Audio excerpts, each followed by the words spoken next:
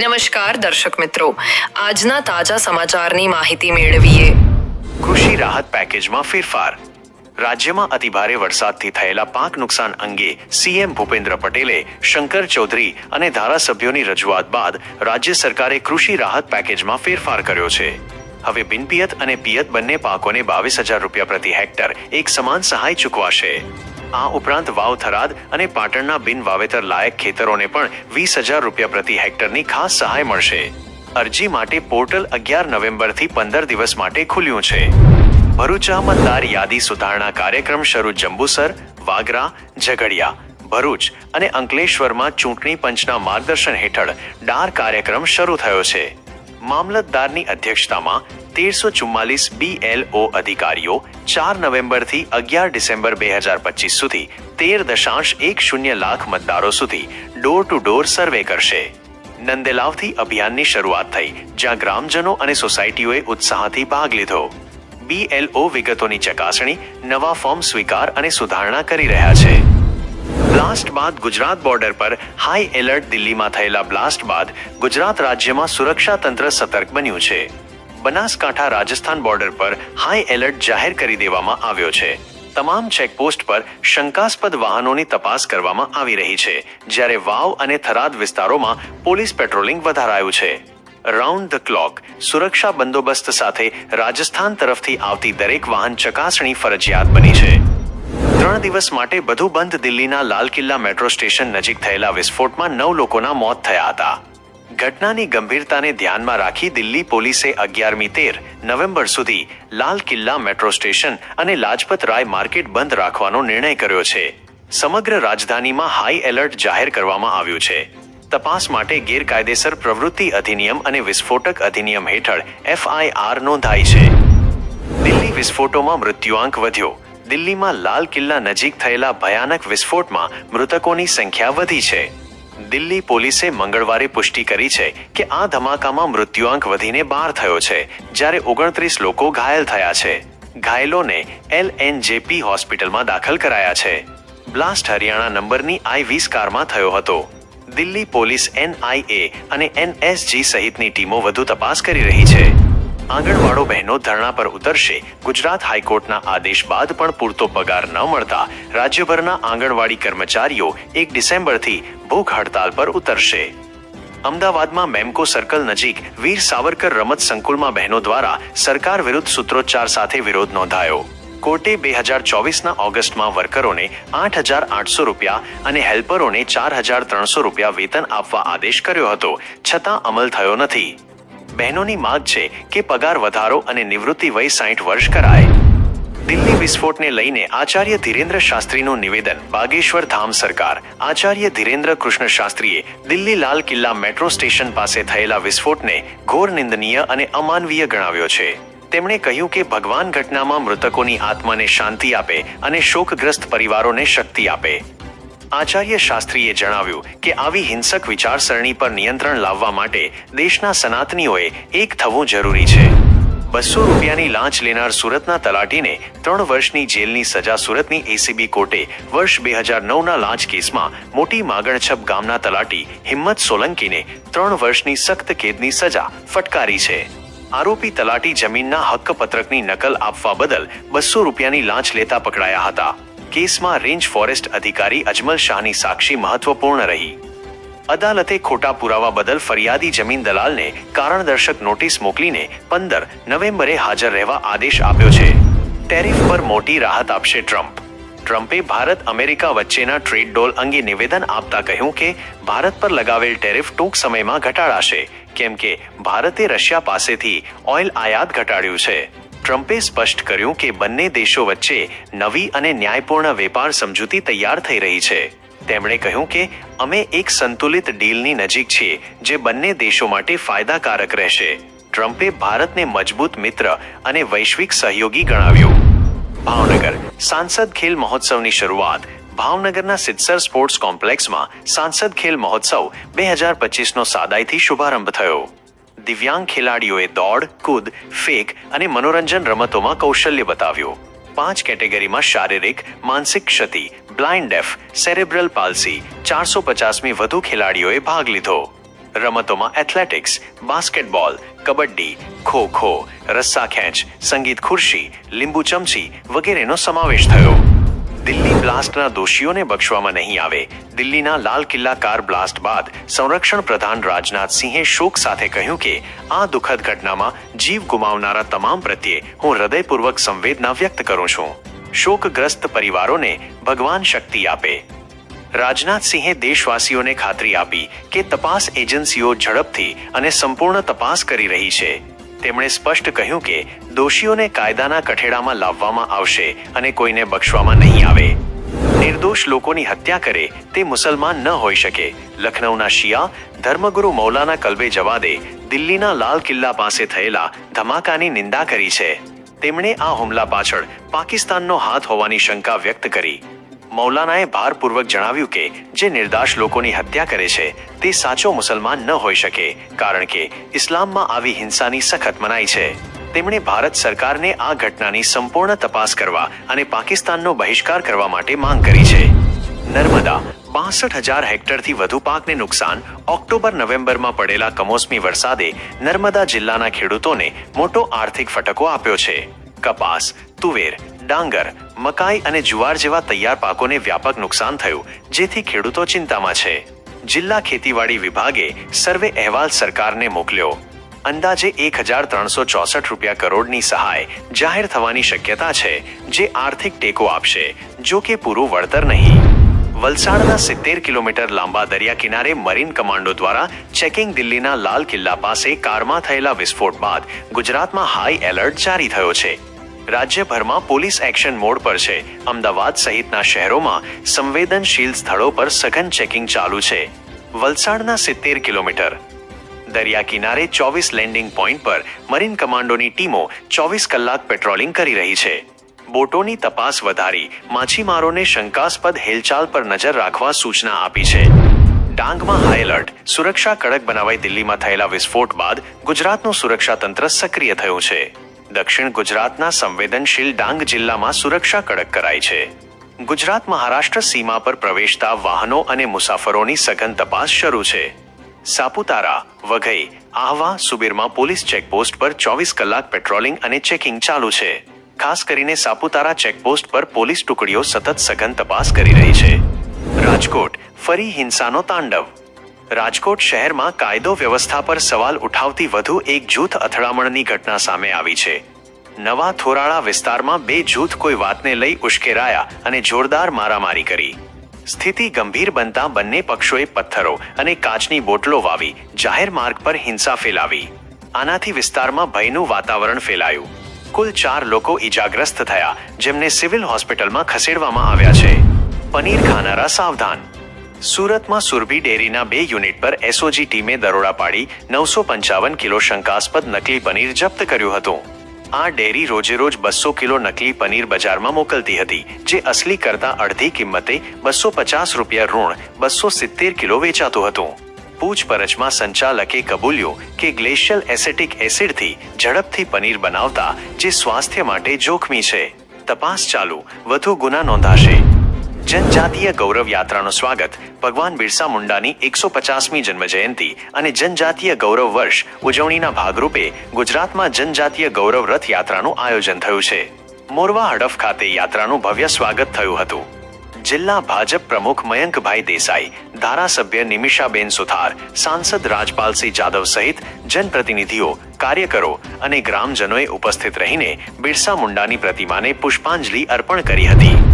દાહોદ જિલ્લામાં ગત વર્ષ કરતા વાવેતરમાં 54% ઘટાડો. દાહોદના ખેડૂતોને તાજેતરના કમોસમી માવઠાથી થયેલા ભારે નુકસાનની અસર રવિ સિઝનના વાવેતર પર પડી છે. કૃષિ વિભાગના 11 નવેમ્બર સુધીના આંકડા મુજબ 2025માં 818 હેક્ટરમાં વાવેતર થયું, જે 2024ના 1777 હેક્ટરની તુલનામાં 54.08% ઘટાડો દર્શાવે છે. માવઠાથી જમીન તૈયારીમાં વિલંબ થયો. આર્થિક સંકટથી વાવેતર અટક્યું. જુવાર અને શાકભાજીમાં પણ પીછેહટ જોવા મળે છે. ખેડૂતો ચિંતામાં છે. ગુજરાત સરકારમાં જૂની ઈમેલ સિસ્ટમ બંધ. ગુજરાત સરકાર તમામ કચેરીઓમાં નવી ઝોહો ઈમેલ સિસ્ટમ શરૂ કરી રહી છે. જૂની ઈમેલ સિસ્ટમ તબક્કાવાર બંધ થશે અને ઝોહો ઈમેલનો ઉપયોગ ફરજિયાત બનશે. સાયન્સ એન્ડ ટેકનોલોજી વિભાગના પરિપત્ર બાદ કર્મચારીઓને જોહો એકાઉન્ટ બનાવવા તાલીમ આપવામાં આવી રહી છે.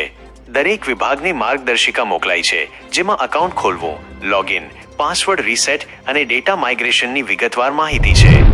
તાલિબાન સરકારે દિલ્હી વિસ્ફોટની નિંદા કરી. અફઘાનિસ્તાનમાં તાલિબાન સરકારે દિલ્હી વિસ્ફોટની નિંદા કરી છે.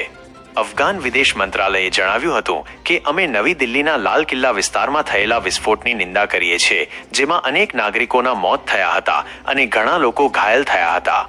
વિદેશ મંત્રાલય શોકગ્રસ્ત પરિવારો અને સરકાર પ્રત્યે ઊંડી સંવેદના વ્યક્ત કરે છે. અમે ઘાયલોના ઝડપથી સ્વસ્થ થવાની કામના કરીએ છીએ. ઓપરેશન સિંદૂર 2 આજે મોટો નિર્ણય. દિલ્હી બ્લાસ્ટને લઈને બુધવારે કેબિનેટ કમિટી ઓન સિક્યુરિટીની મહત્વની બેઠક બોલાવાઈ છે. બ્લાસ્ટની મોડસ ઓપરેન્ડી આતંકી સંગઠન જૈશ એ મોહમ્મદ સાથે મળતી આવે છે. ફરીવાર આતંકના તાર પાકિસ્તાન સાથે જોડાતા વડાપ્રધાન મોદીની અધ્યક્ષતામાં યોજાનારી આ બેઠકમાં ઓપરેશન સિંદૂર પાર્ટ 2 જેવો મોટો નિર્ણય લેવાય તેવી શક્યતા છે, જેના પર સૌની નજર ટકેલી છે. Lal Qila બ્લાસ્ટમાં ammonium nitrate fuel oil ઉપયોગ. દિલ્હીમાં લાલ કિલ્લા નજીક સોમવારે સાંજે થયેલા વિસ્ફોટમાં 12 લોકો માર્યા ગયા છે. પ્રાથમિક તપાસ મુજબ આ ધમાકામાં એમોનિયમ નાઇટ્રેટ ફ્યુઅલ ઓઇલ અને ડિટોનેટરનો ઉપયોગ થયો હતો.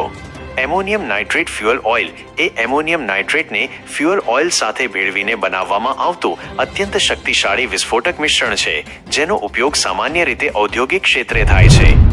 ધર્મેન્દ્રની તબિયતને લઈને મોટા સમાચાર. બોલિવૂડના દિગ્ગજ અભિનેતા ધર્મેન્દ્રના ચાહકો માટે સારા સમાચાર છે.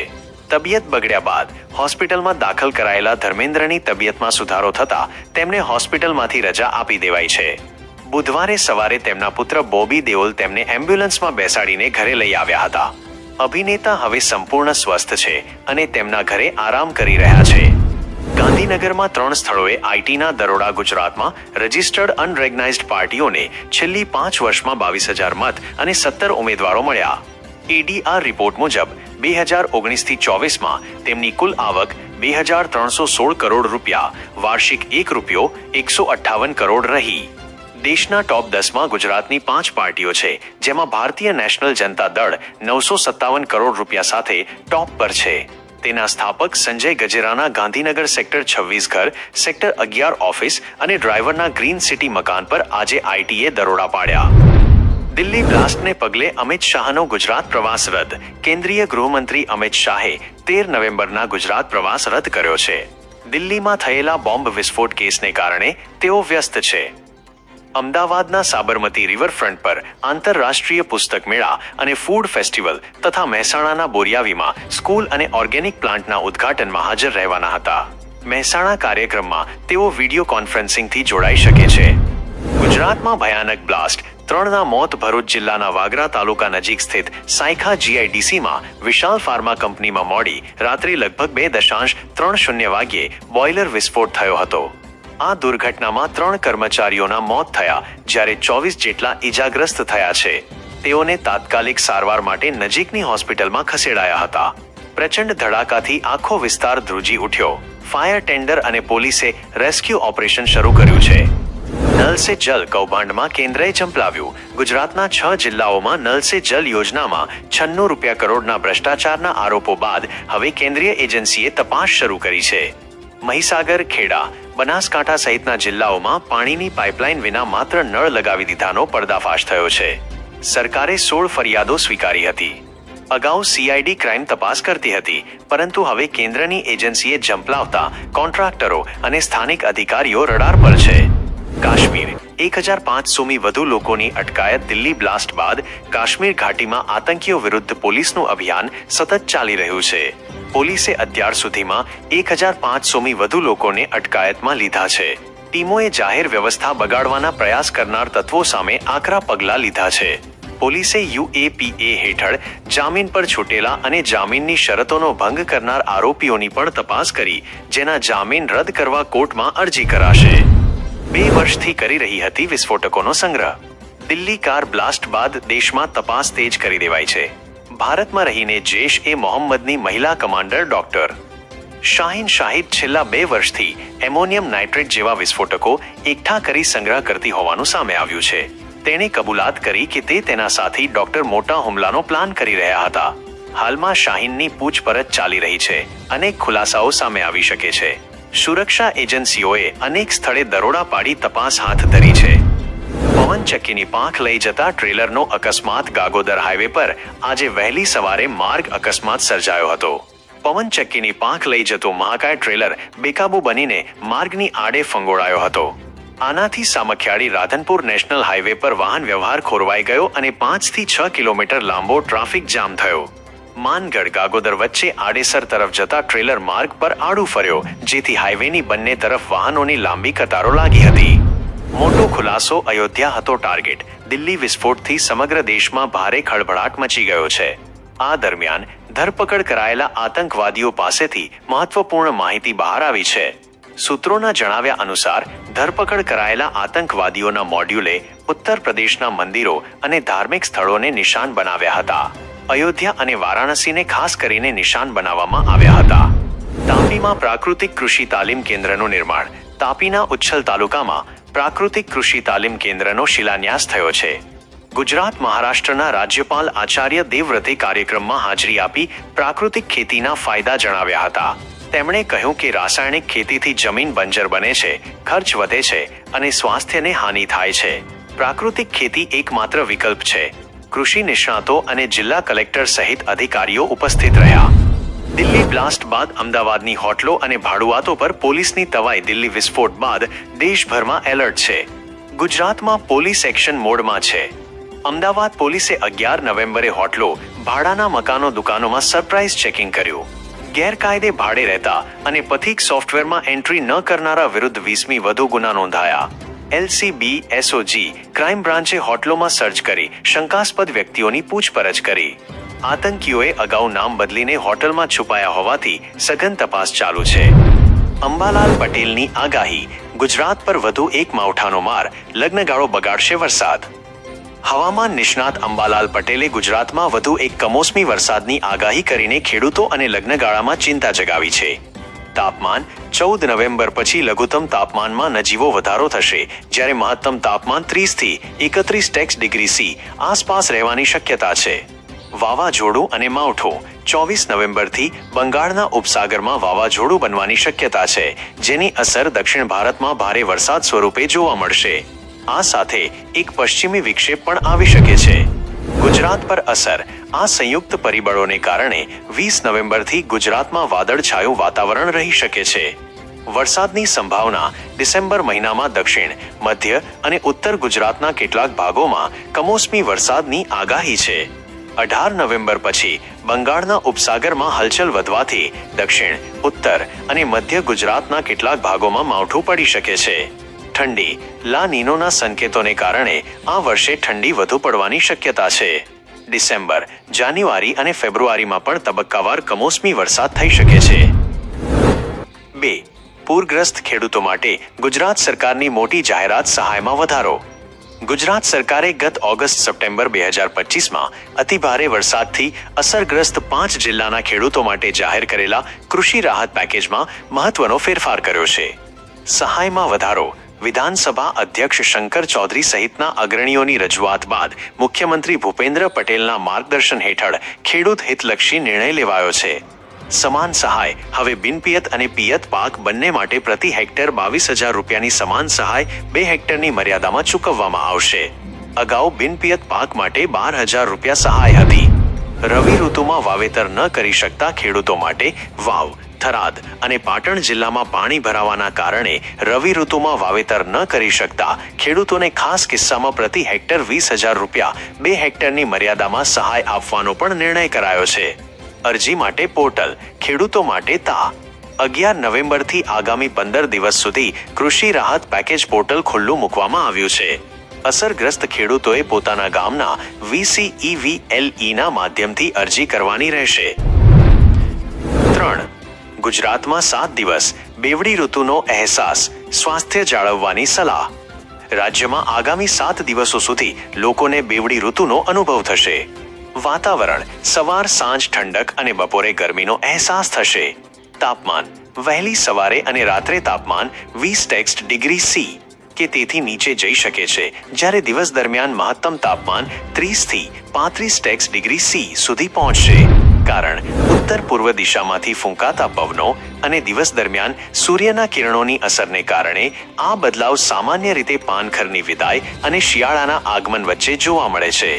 સલાહ: આવી બેવડી ઋતુમાં વાયરલ ઇન્ફેક્શનથી બચવા માટે ગરમ કપડાં પહેરવા અને સ્વાસ્થ્યનું ધ્યાન રાખવું જરૂરી છે. 4. દિલ્હી બ્લાસ્ટ બાદ પીએમ મોદીની પ્રથમ પ્રતિક્રિયા. ભૂટાનમાં એક કાર્યક્રમ દરમિયાન વડાપ્રધાન નરેન્દ્ર મોદીએ દિલ્હી બોમ્બ વિસ્ફોટ પર પોતાની પ્રથમ પ્રતિક્રિયા આપી હતી. નિવેદન: વડાપ્રધાને ભારે હૃદય સાથે જણાવ્યું હતું કે હુમલાના ગુનેગારોને છોડવામાં આવશે નહીં અને એક પણ આરોપીને બક્ષવામાં આવશે નહીં. તપાસ: તેમણે જણાવ્યું કે તેઓ તપાસમાં સામેલ તમામ એજન્સીઓ સાથે સતત સંપર્કમાં છે અને માહિતી એકઠી કરવામાં આવી રહી છે. તેમણે વિશ્વાસ વ્યક્ત કર્યો કે ભારતની એજન્સીઓ આ ષડયંત્રના મૂળ સુધી પહોંચશે